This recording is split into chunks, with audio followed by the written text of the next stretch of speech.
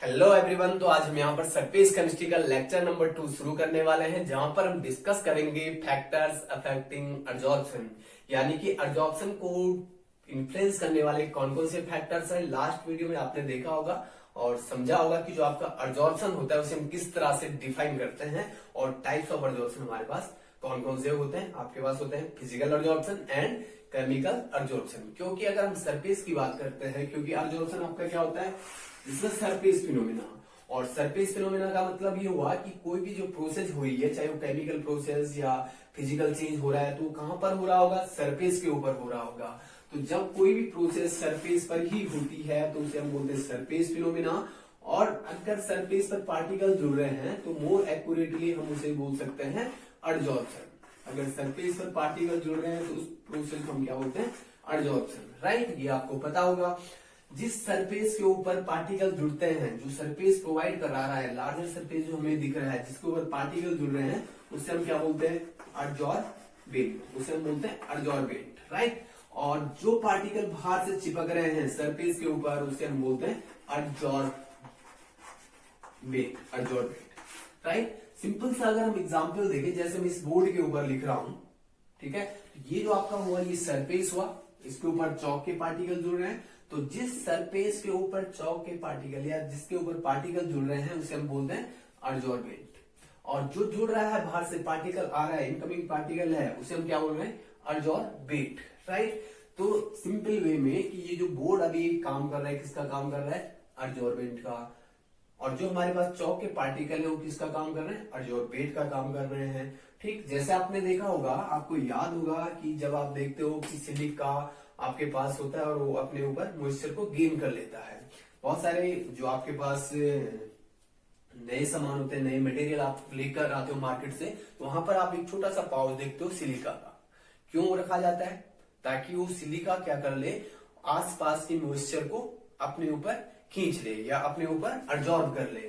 आपने देखा होगा छोटा सा पैकेट आता है, किसी भी मटेरियल के अंदर आप देखते हो सिलिका का एक छोटा सा पैकेट रखा होता है।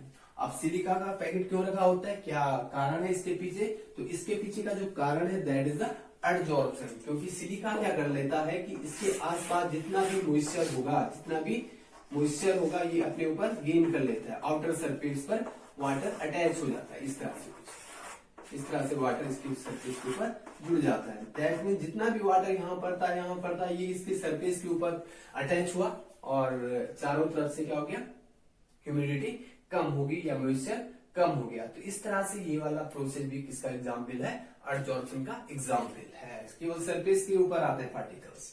राइट, तो यहाँ पर ये वाला SiO2 यानी कि सिलिका जेल किसका काम कर रहा है, एब्जॉर्बेंट का। और जो वाटर पार्टिकल इसके सरफेस के ऊपर आ रहे हैं, आउटर सरफेस के ऊपर आ रहे हैं, वो किसका काम कर रहे हैं, एब्जॉर्बेंट का। तो बात करते हैं कौन कौन से फैक्टर इस प्रोसेस को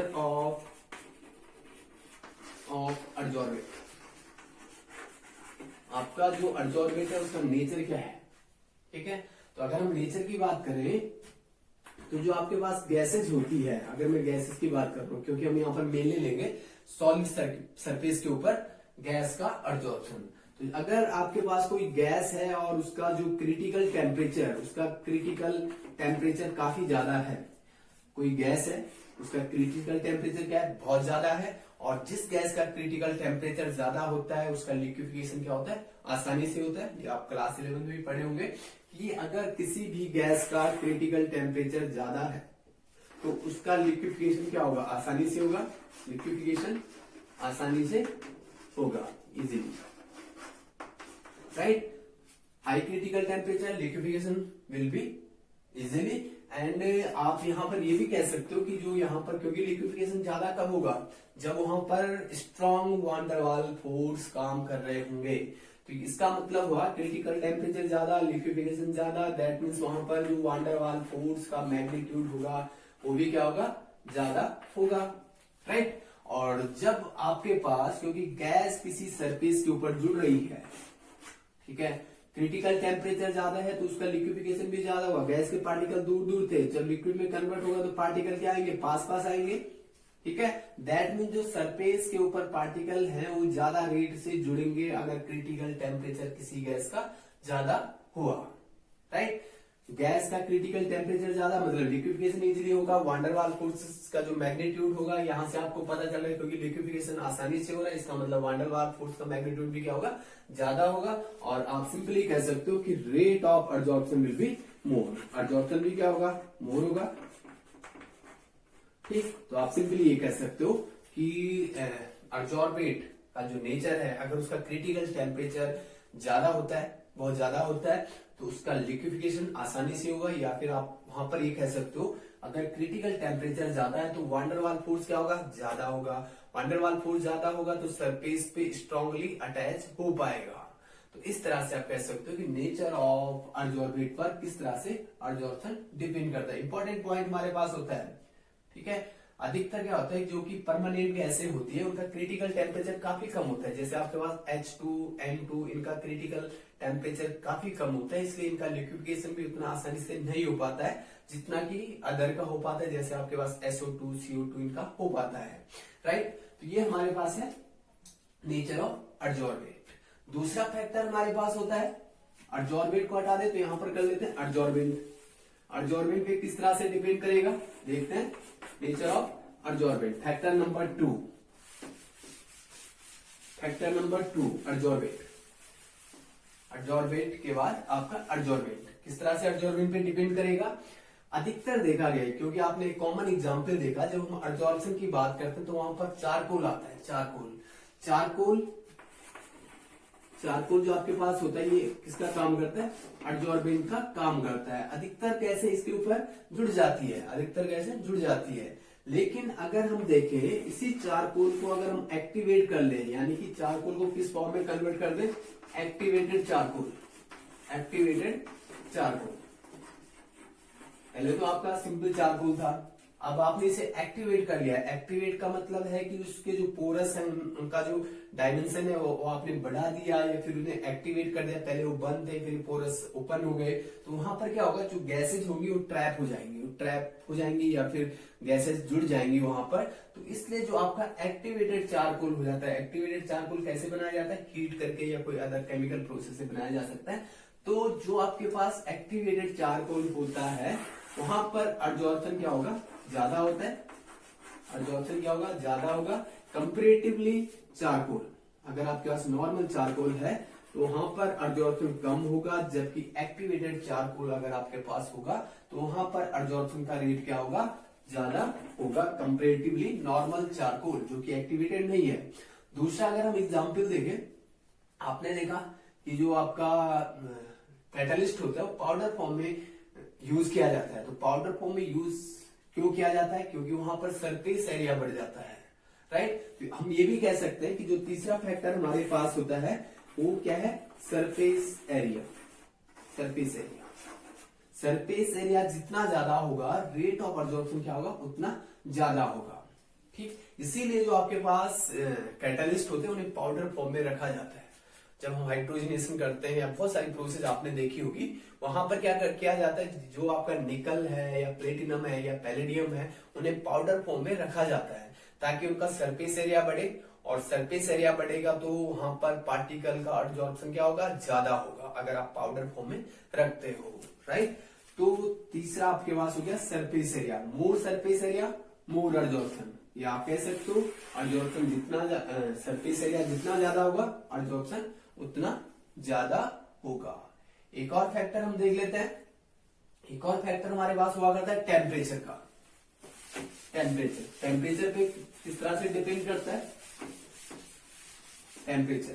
factor number 4 temperature. Important factor हमारे पास होता है टेम्परेचर किस तरह से इन्फ्लुएंस करता है। तो सबसे पहले अगर हम देखें, आपके पास एब्जॉर्बेंट प्लस एब्जॉर्बेंट ये जुड़ा, एब्जॉर्प्शन हुआ, राइट। और एब्जॉर्प्शन में क्या होता है, हीट रिलीज होती है, यानी कि आपका जो मैंने बताया था आपको पहले भी कि जो भी आपका एब्जॉर्प्शन वाला प्रोसेस होता है that is the exothermic process. वहां पर हीट लिबरेट होती है, कुछ ना कुछ अमाउंट में वहां पर हीट लिबरेट होती है क्योंकि केमिकल बॉन्ड बनते हैं। और अगर यहाँ पर सरफेस के ऊपर बॉन्ड बन रहे हैं, ठीक है, यहाँ पर पार्टिकल और इस सरफेस के ऊपर में बॉन्ड बन रहा है, तो यहाँ से क्या होगा, एनर्जी रिलीज होगा। एनर्जी रिलीज होगा मतलब जो आपका डेल्टा एच ऑफ एब्जॉर्प्शन होगा इट विल बी नेगेटिव। ये क्या आएगा, नेगेटिव आएगा। अब देखिए जरा, अगर मैं ले लू यहाँ पर सिंपली, आपके पास सॉलिड है, इसके ऊपर हमने गैस का एब्जॉर्प्शन कराया, तो जब आपके पास क्या होगा, ये सॉलिड है और इसके ऊपर गैस अटैच हो रही है, एब्जॉर्प्शन हुआ, कुछ ना कुछ अमाउंट में यहां से क्या निकलेगा, एनर्जी निकलेगा, हीट निकलेगा, एनर्जी लिबरेट हुआ। अब अगर हम बात करें जैसे जैसे इक्विलिब्रियम की तरफ बढ़ेगा, ये वाली प्रोसेस जैसे जैसे इक्विलिब्रियम की तरफ बढ़ेगी, उस कंडीशन पे अगर हम देखें तो हो क्या रहा है कि जब आप इसे फॉरवर्ड डायरेक्शन में देख रहे हो, सॉलिड के ऊपर गैस अटैच हुआ तो एनर्जी रिलीज हो रही है, यानी कि फॉरवर्ड डायरेक्शन में अगर हम देखें इसे फॉरवर्ड डायरेक्शन में, तो फॉरवर्ड डायरेक्शन में ये वाली रिएक्शन कैसी है, एक्सोथर्मिक है, एक्सोथर्मिक, ठीक, हीट लिबरेट हुई है। लेकिन अगर मैं बैकवर्ड की बात करूं, क्योंकि फॉरवर्ड में अगर एक्सोथर्मिक होगी तो बैकवर्ड में क्या होगी, एंडोथर्मिक होगी, तो बैकवर्ड का जो उसका निकल कर आएगा heat that will be positive, और यानी कि आप कह सकते हो एंडोथर्मिक, राइट। तो अगर हम टेम्परेचर चेंज करें यहाँ पर ली चिटेलियर प्रिंसिपल के अकॉर्डिंगली अगर हम देखें, क्योंकि फॉरवर्ड डायरेक्शन में एक्सोथर्मिक और बैकवर्ड डायरेक्शन में आपका एंडोथर्मिक, फॉरवर्ड में एक्सो, बैकवर्ड में एंडो। तो इसका मतलब ये हुआ कि जब आप टेम्परेचर बढ़ाओगे, क्यों एंडो कौन सा है, बैकवर्ड वाला है, तो जब आप क्या करोगे, टेम्परेचर बढ़ाओगे तो सरफेस से गैसेस के मॉलिक्यूल लिबरेट होने शुरू हो जाएंगे, यहां से गैसेस के पार्टिकल हटने शुरू हो जाएंगे, गैसेस पार्टिकल यहां से भागने शुरू हो जाएंगे जब आप टेम्परेचर बढ़ाओगे।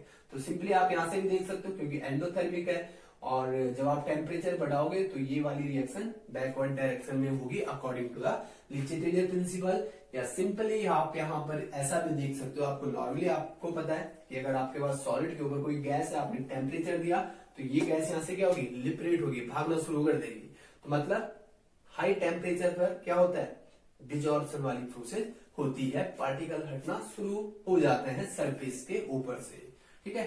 ये तो बहुत ही आसान है, टेम्परेचर बढ़ाओगे तो रेट ऑफ एब्जॉर्प्शन क्या होगा, रेट ऑफ एब्जॉर्प्शन डिक्रीज होगा, राइट। टेम्परेचर इंक्रीज करोगे तो एब्जॉर्प्शन आपका क्या होगा, डिक्रीज होगा।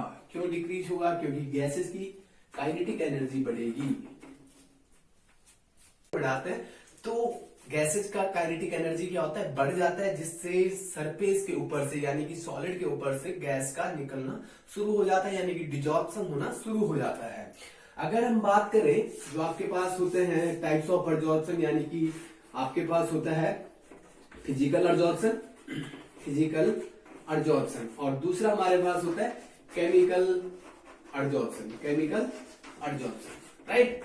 ये दोनों अगर हम देखें तो इन पर किस तरह से टेम्परेचर इफेक्ट डालता है, तो नॉर्मली आपके पास क्या होता है, फिजिकल एब्जॉर्प्शन मतलब वांडर वाल फोर्स के थ्रू सरफेस के ऊपर पार्टिकल जुड़े होते हैं, जो आपका सरफेस है उसके ऊपर जो पार्टिकल जुड़ा हुआ है, किसके थ्रू जुड़ा हुआ है, थ्रू वांडर वाल फोर्स, जो कि वीक फोर्स हमारे पास होते हैं उसके थ्रू जुड़ा हुआ है, ठीक है। तो अब जैसे ही आप टेम्परेचर बढ़ाओगे, इसका निकलना बनता है, यहां से ये निकलता जाएगा, ठीक है। जितना ज्यादा आप टेम्परेचर बढ़ाओगे वहां से उतनी ज्यादा गैस लिबरेट होती जाएगी।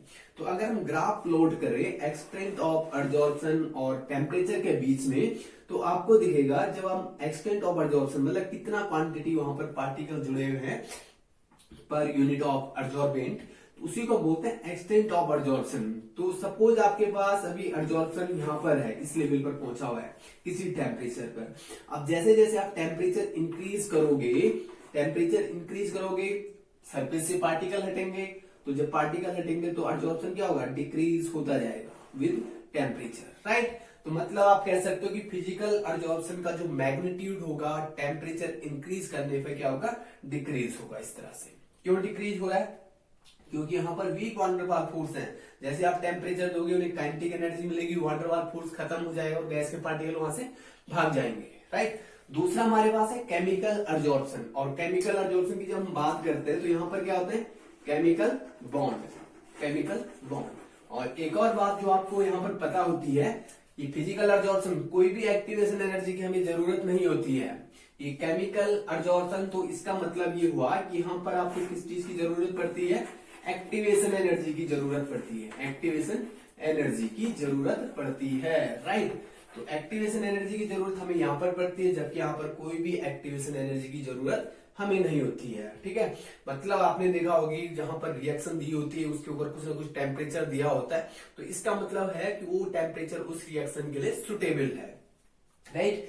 तो इसका मतलब ये हुआ कि ये जो आपका केमिकल चेंज होता है किसी पर्टिकुलर टेम्परेचर पर ही होगा, ठीक है।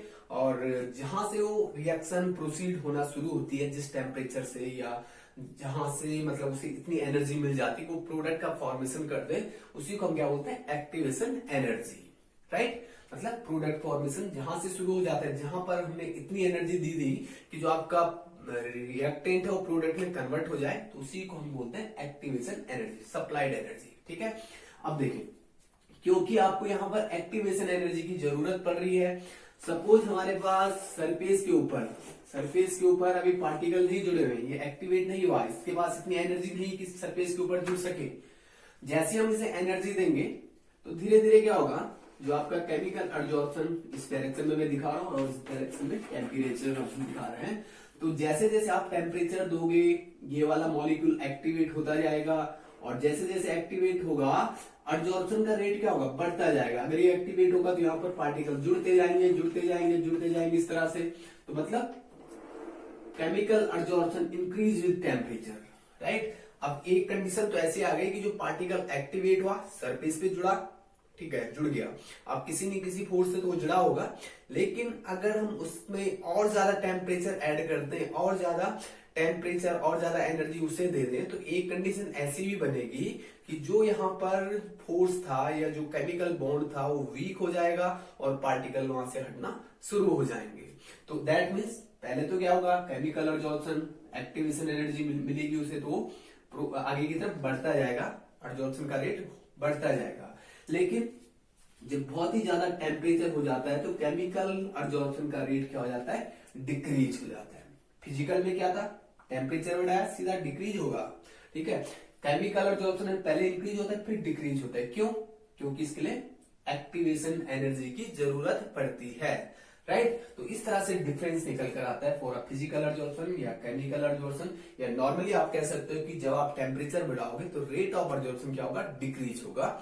दोनों में डिक्रीज हो रहे हैं, लेकिन अगर केमिकल पर्टिकुलर हम बोले तो पहले इंक्रीज होगा फिर डिक्रीज होगा। तो ये आपके पास फैक्टर होते हैं जो एब्जॉर्प्शन को डिसाइड करते हैं। अगला फैक्टर हम डिस्कस करेंगे प्रेशर। प्रेशर किस तरह